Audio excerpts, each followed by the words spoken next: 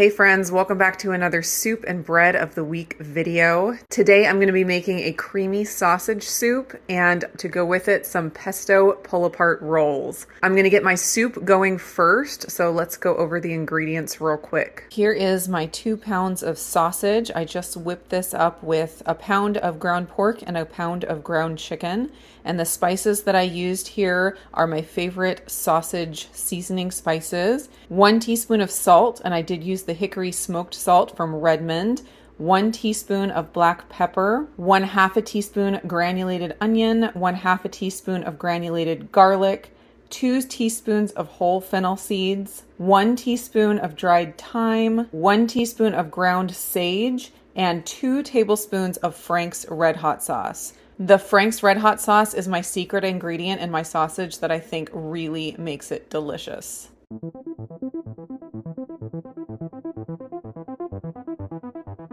Then for veggies, I'm going to be using 1/2 of a medium onion, 4 small stalks of celery, 1 zucchini, and then this is part of a Hubbard squash from our garden that we grew this past summer, and it was high time that I cut it open and use some of it. It was enormous. I'm going to be using about 3 cups of the cubes here, and that is probably less than 1/8 of the squash. And yes, the squash does add some carbs to the soup, and it's totally easy to omit if that's something you want to not partake in. So it's adding around 3 carbs per serving or 2 net carbs per serving. Then I have 4 cups of chicken broth, and the spices that I'm going to be adding into the soup itself are 1 teaspoon of salt, 1/2 teaspoon of black pepper, 1/2 teaspoon of granulated garlic, and 1/2 teaspoon of granulated onion. And then at the end, to make it creamy, I'm going to be adding in some coconut milk.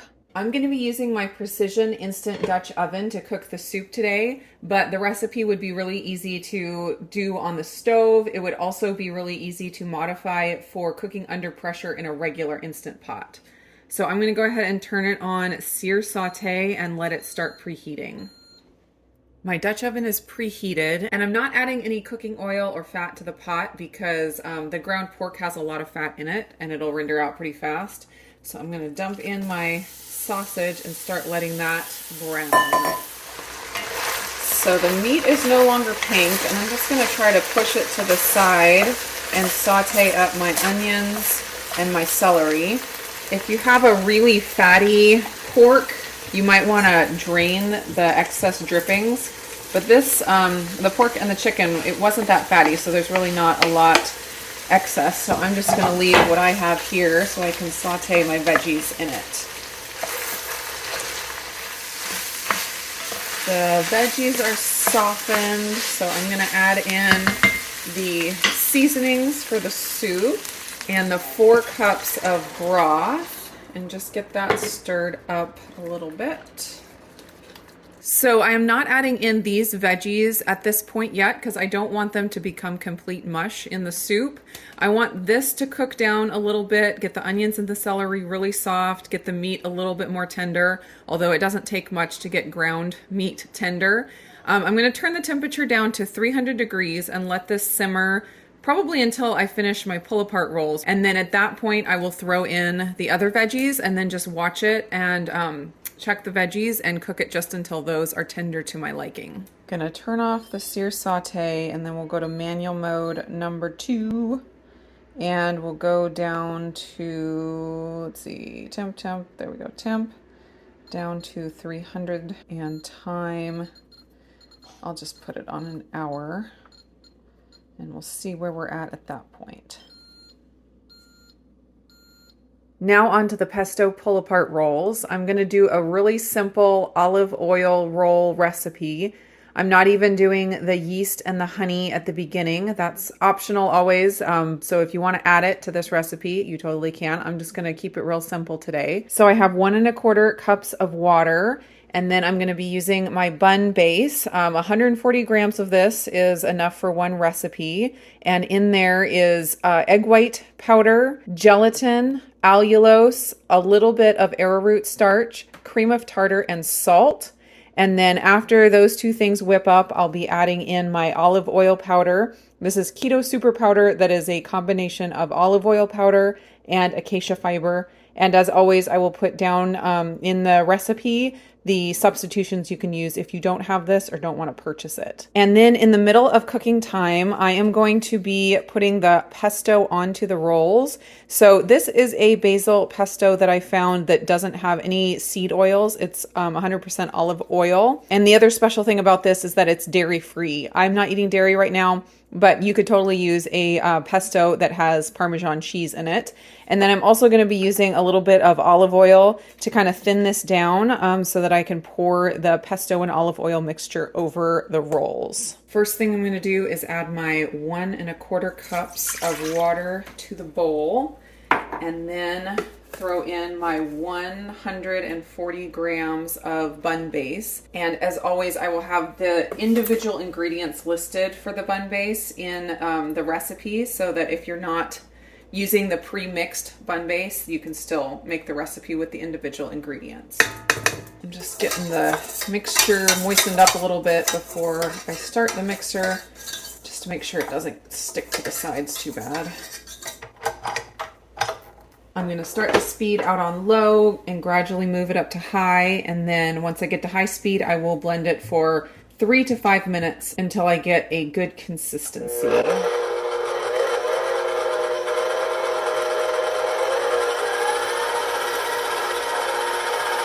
Gonna preheat my oven to 325.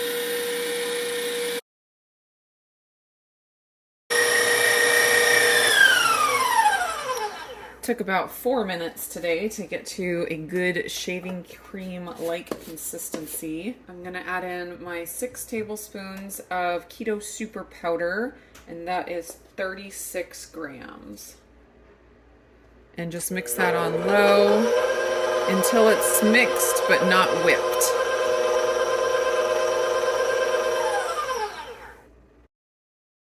Give this a good mix with my spatula just to make sure everything has come off the sides, and very conveniently my oven is preheated. So the pan I'm using is a 9x13 Nordic ware pan lined with parchment paper. I'm going to attempt to use the ice cream scoop, but I am admittedly not great at using it. Somehow Amy over at Carnivore's Angel, like voodoo magic or something, because she makes them look so beautiful, and I've struggled to make it work, but I'm going to attempt it today. I'm going to spray the scoop this time. I've gone back and forth about spraying it or not. I just haven't had good success with it either way. I think Amy needs to teach a master class on scooping egg white batter with an ice cream scoop. But I'm going to try to get 12 buns in here. I don't know if I should spray it between each one or not. It's a lot of spray, but I'm going to try to get 12 total, and they should be touching, of course. Well, it's working pretty good.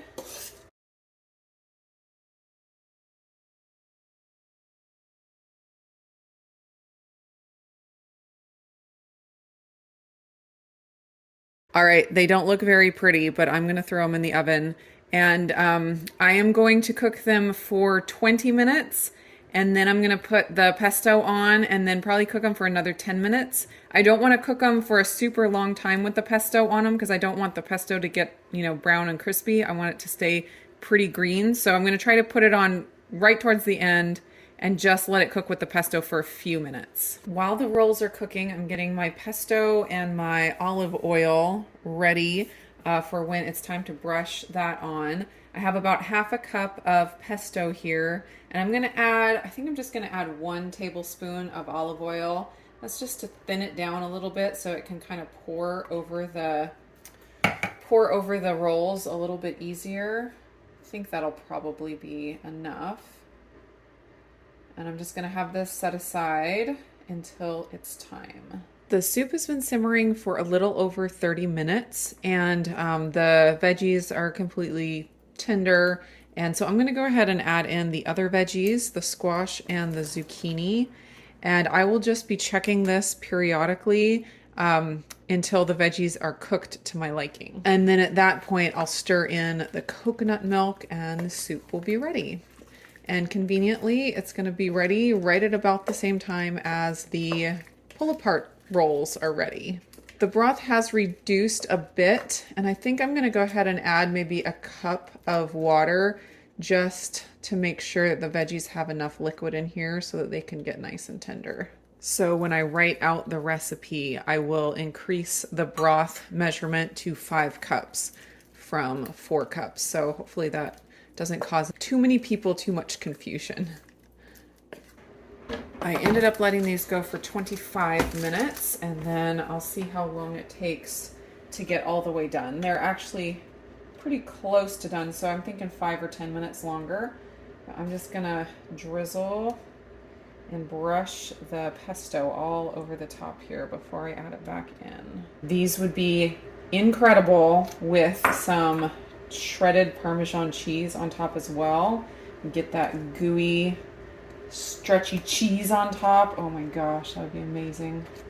Those look so delicious. All right, back into the oven they go for a few more minutes.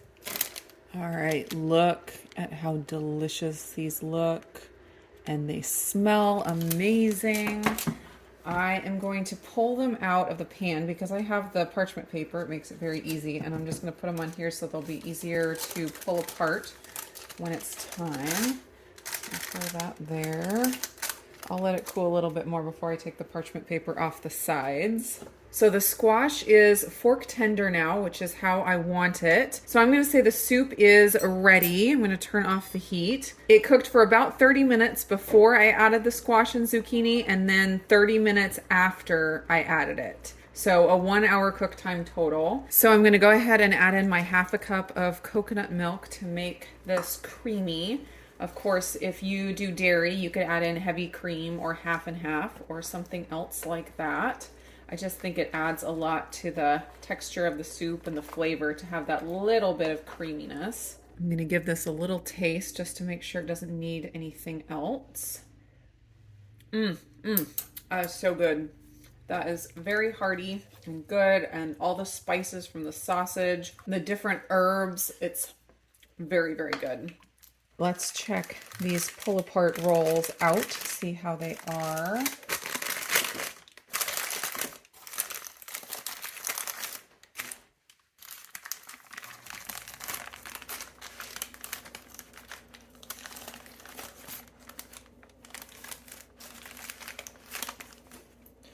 Oh, yum. They're so soft and fluffy inside. They look so good.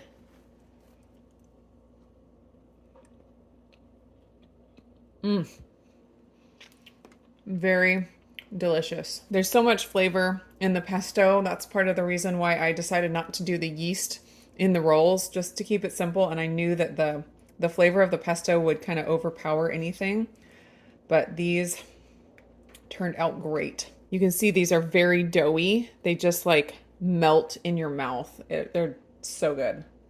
I just ate that entire roll because it was so incredibly delicious, but it's going to be even better with the soup. All right, let's get a serving of this soup and see how the bread and the soup are together.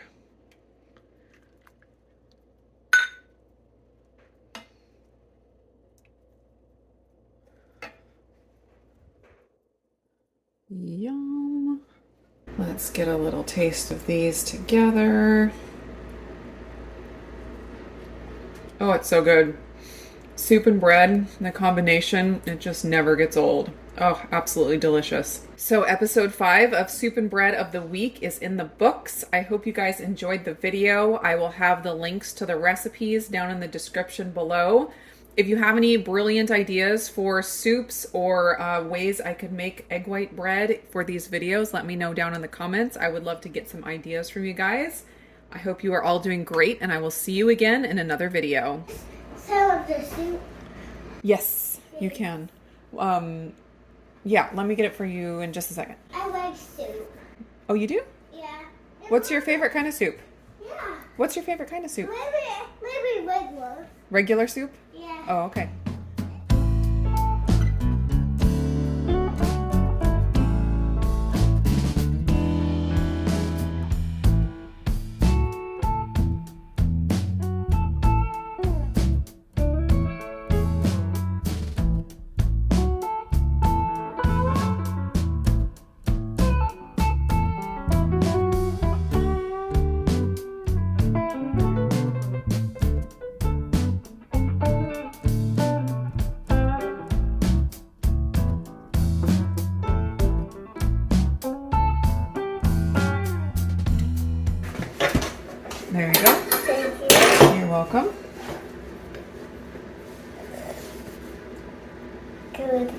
Good? Yep.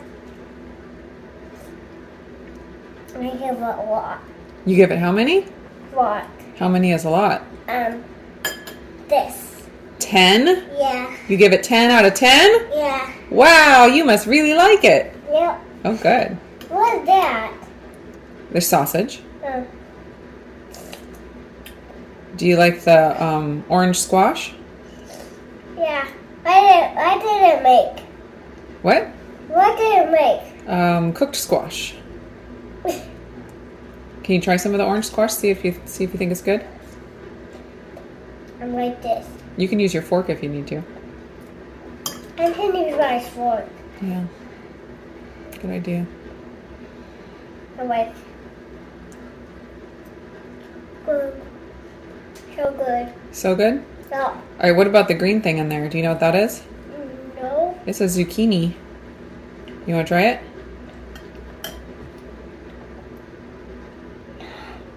Yeah. What's that?